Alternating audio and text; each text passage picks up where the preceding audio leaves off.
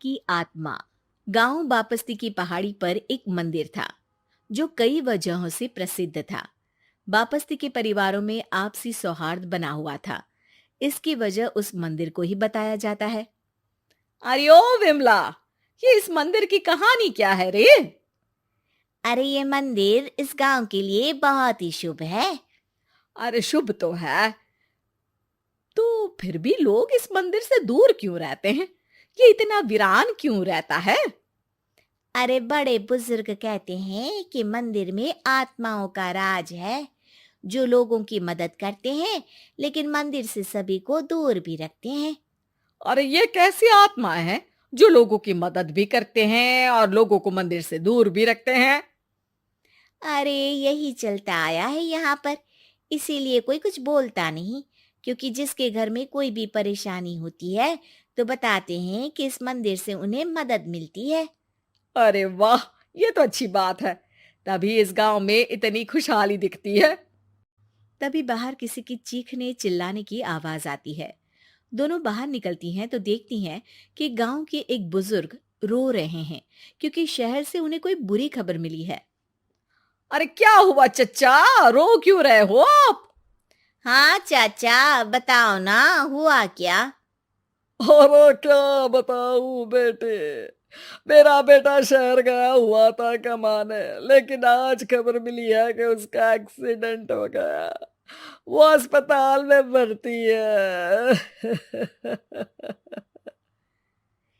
अरे तो इसमें परेशान होने की क्या बात है चाचा, जाओ शहर और बेटे का इलाज करवाओ।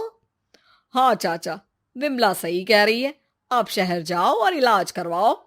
अरे कैसे इलाज करवाऊं, अभी पैसे नहीं है और शहर के अस्पतालों में इलाज का खर्चा लाखों में आता है। अरे चाचा, भगवान पर भरोसा रखो, कहीं ना कहीं से मदद जरूर मिल जाएगी। बस आज का दिन कैसे भी काट लो। अरे अब तो बेटा थोड़ा समय काटना भी मुश्किल होता जा रहा है। देख कमला, तू ही समझा चाचा को। अरे पैसों का कहीं ना कहीं से इंतजाम तो जरूर हो जाएगा। अरे चच्चा, जब विमला कह रही है तो थोड़ा उस पर भी भरोसा रखो। चलो आपको घर छोड़कर आ जाती हूँ। उसके बाद कमला उन बुजुर्ग को लेकर चली जाती है और विमला मंदिर की ओर चली जाती है। विमला मंदिर की सीढ़ियों पर चढ़ते हुए दूर से नजर आती है। उसके बाद वो आंखों से ओझल हो जाती है। उसी रात उस बुजुर्ग के घर के बाहर एक थैला रखा हुआ मिला। बुजुर्ग उस थैले को देखते ही चौंक पड़ा क्योंकि उसमें 5 लाख रुपए रखे हुए थे। वो बुजुर्ग सुबह दौड़ा दौड़ा गांव के दूसरे बुजुर्गों के पास गया। अरे मंगल भाई सुनो, मेरे घर के बाहर ये पैसों से भरा बैग रखा हुआ मिला है। अरे किसका है ये भाई? अरे भैया, मुझे क्या पता। तभी उधर से कमला और विमला निकलती हैं। अरे बेटा सुन तो, देख ये क्या रखा हुआ था मेरे घर के सामने। कमला और विमला हैरानी से देखती हैं। अरे वाह, देख विमला, तूने कहा था ना कि कोई ना कोई मदद जरूर करेगा। अरे भगवान सबकी मदद करते हैं, ये पैसों की मदद भी भगवान ने ही भेजी है। और क्या। अब चच्चा सोच क्या रहे हो, शहर जाओ और बेटे का इलाज करवाओ। ठीक है बेटियों, जो तुम कहो। चलो निकलता हूँ शहर बेटे का इलाज करवाने के लिए। अरे विमला, एक बात तो बता, ये इन्हें मिले तो कैसे मिले पैसे? अरे मैं ना कहती थी कि ये मंदिर सबकी मुसीबतों में मदद भेजता है। अरे वाकई बड़ी पुण्य आत्मा है मंदिर में। सो तो है, लेकिन उनके बारे में लोगों को कम ही पता है। अच्छा, और तुम्हें क्या पता है? अ, जितना पता था वो तो बता दिया। ना रे ना, मैं नहीं मानती। तू कुछ तो छिपा रही है। अरे कुछ ना छिपा रही, जो पता था वो बता दिया। मंदिर से लोगों को मदद मिलती है, बस इतना ही पता है। ठीक है बाबा, अब नहीं पूछूंगी। इसके बाद उसी रात कमला चुपचाप अपने कमरे से निकलती है और मंदिर की ओर चल पड़ती है। कमला धीरे धीरे मंदिर के दरवाजे पर पहुंचती है। अंदर से हल्की हल्की रोशनी आ रही थी।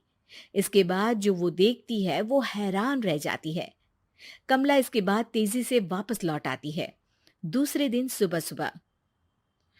अरे विमला, तू तो छिपी रुस्तम निकली।